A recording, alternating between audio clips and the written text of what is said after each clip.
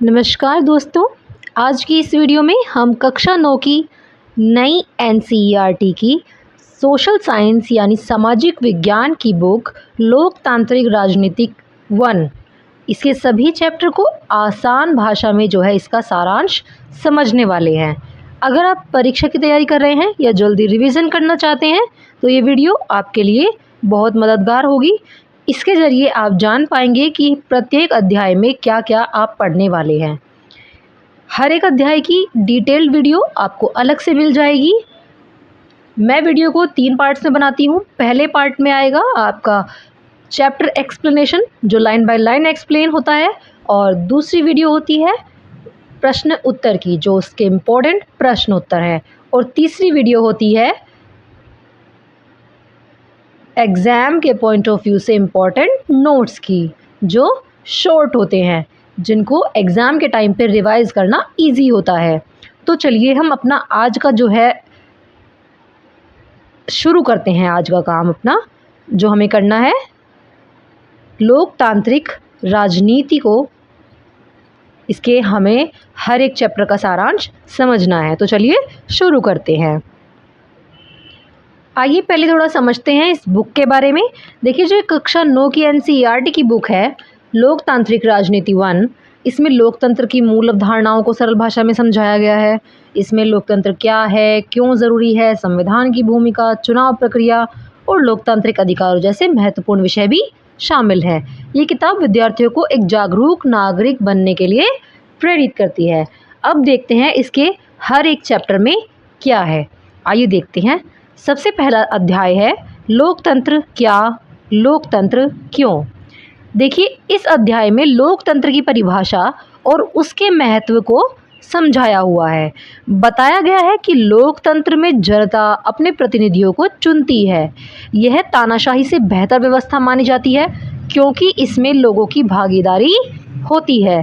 साथ ही लोकतंत्र की कुछ कमियां और चुनौतियों पर भी चर्चा की गई है। इसमें आपको बताया हुआ है कि लोकतंत्र क्या है और लोकतंत्र क्यों ज़रूरी है।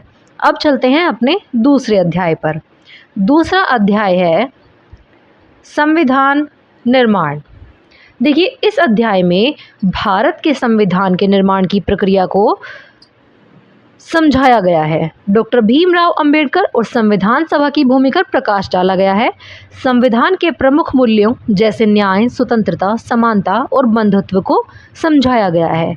ये अध्याय हमें बताता है कि संविधान देश को चलाने का आधार है। अब चलते हैं अपने तीसरे अध्याय पर। तीसरा अध्याय है चुनावी राजनीति। इस अध्याय में चुनाव की प्रक्रिया और उसका महत्व, इन सभी को समझाया गया है, इनके बारे में बताया गया है। और क्या बताया है कि चुनाव जो है लोकतंत्र का आधार है, जिससे लोग अपने नेताओं को चुनते हैं। चुनाव आयोग की भूमिका, चुनावी प्रणाली की विशेषताओं पर भी चर्चा की गई है, और इसके साथ ही चुनावों में होने वाली चुनौतियों को भी बताया गया है इस अध्याय में। अब चलते हैं अपने अगले अध्याय पर। अगला अध्याय है संस्थाओं का कामकाज। देखिए, इस अध्याय में सरकार की प्रमुख संस्थाओं जैसे संसद, कार्यपालिका और न्यायपालिका की भूमिका को समझाया हुआ है, और बताया गया है कि ये संस्थाएं मिलकर देश का संचालन करती हैं। इनके बीच संतुलन और नियंत्रण लोकतंत्र को मजबूत बनाता है। ये अध्याय शासन व्यवस्था को समझने में मदद करता है।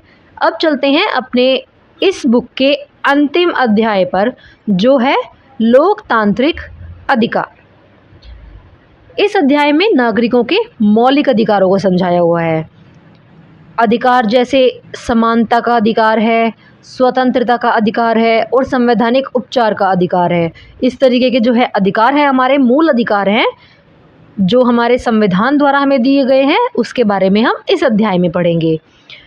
और इसमें बताया हुआ है कि अधिकार लोकतंत्र को मजबूत बनाते हैं। साथ ही इनके संरक्षण के लिए न्यायपालिका की भूमिका भी बताई गई है।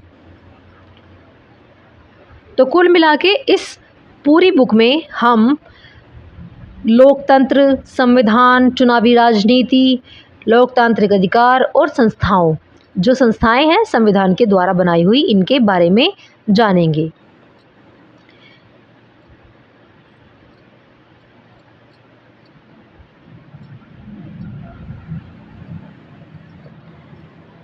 तो दोस्तों, ये था कक्षा 9 की लोकतांत्रिक राजनीति किताब का पूरा सारांश। अगर आपको ये वीडियो पसंद आया हो तो लाइक, शेयर और चैनल को सब्सक्राइब ज़रूर करें और grow with Garima NCERT solutions के साथ अपनी तैयारी को और बेहतर बनाएं।